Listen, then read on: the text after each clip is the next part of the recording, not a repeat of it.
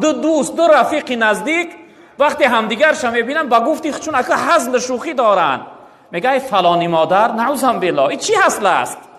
همدیگر رو میبینن ها فلانی آچه، این هزل. والله این بیناموسی است، این هزل نیست برادر عزیز، این بیناموسی است، این بیغیرتی است که نخواه که رفیقش ای فلانی مادر بگه.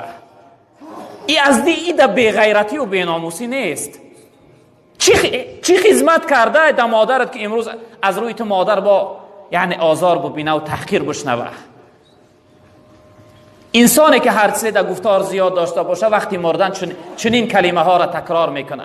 حتی در جای ما شخصیتی بود که حیات عمر از زبان وی دشنام بیرون نشید، وقتی سکرات موت هم یعنی عرس کرده و فریاد کرده و دشنام داده جانش از بدنش بیرون شد.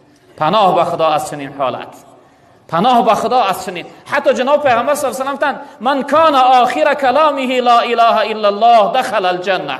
هر شخصیتی که آخرین سخنش لا اله الا الله باشه داخل جنت می شود. این زبانها را به لا اله الا الله آموخته کنه تا اینکه آخر لحظه کلمه لا اله الا الله محمد رسول الله گفته از دنیا جان شما از بدنتون بیرون شود. زبانها را به ذکر آموخته کنه، زبانها را به تلاوت قرآن آموخته کنه.